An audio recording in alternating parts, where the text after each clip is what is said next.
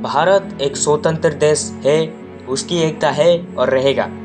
Operation सिंदूर के जरिया में पूरी विश्व को भारत ये बता चुकी है कि हम एक स्वतंत्र देश है।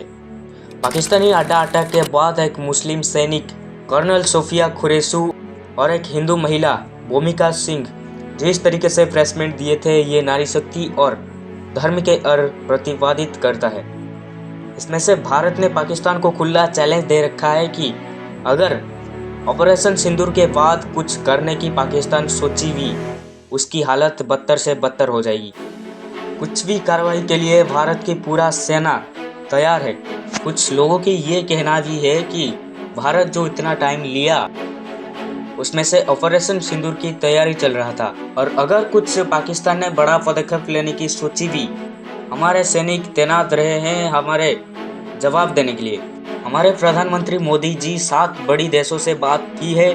पाकिस्तान ने अगर कुछ बड़ा पदक्षेप लिया तो हम उसको भी उड़ा देंगे। और अभी तक जो पाकिस्तान के साथ देता आ रहा था चीन, और वो भी अभी तक उसकी साथ छोड़ चुकी है। यानी कि सभी देश जो कि हमारे तरफ है, उस तरफ है पाकिस्तान, इस तरफ है पूरी सारे के सारे देश।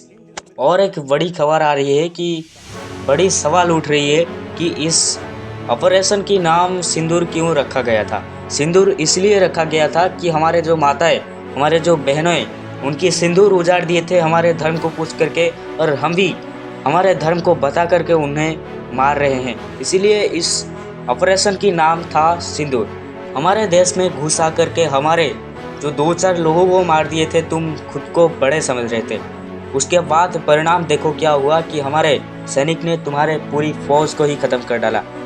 जब युद्ध नहीं हुआ था उससे पहले कह रहे थे कि हम आटम बम छोड़ देंगे, ये छोड़ देंगे, वो छोड़ देंगे, उसके बाद तुम संभाल नहीं पाओगी। अभी वही लोग बोल रहे हैं कि भारत अगर कुछ नहीं करेगा तो पाकिस्तान कुछ नहीं करेगा।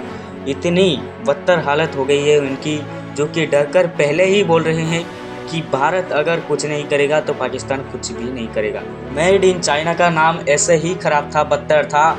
ये जो वार के बाद उसकी नाम पूरी की पूरी डुबा देगा पाकिस्तान ने। पाकिस्तान ने क्या किया था कि चाइना से जो हथियार, घातक हथियार ला के रखा था अपने पास, जब हमारे इंडियन फौजी घुसे उनकी घर में, तब उनकी गोला बारूद, बंदूक, कोई भी कुछ काम नहीं किया था।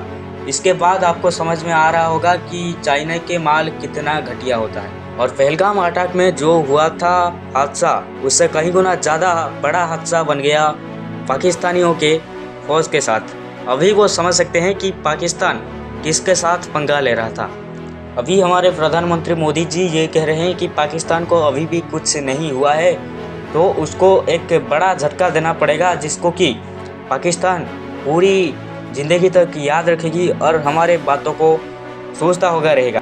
अभी आप लोगों को घबराने की कोई भी ज़रूरत नहीं है। अभी कुछ नहीं हुआ है। वार के टाइम में आपको ट्रेनिंग भी दिया जाएगा कि कैसे आप खुद को सुरक्षित रख सकते हो। रहता हूँ, नमस्कार, मिलते हैं अगले वीडियो में।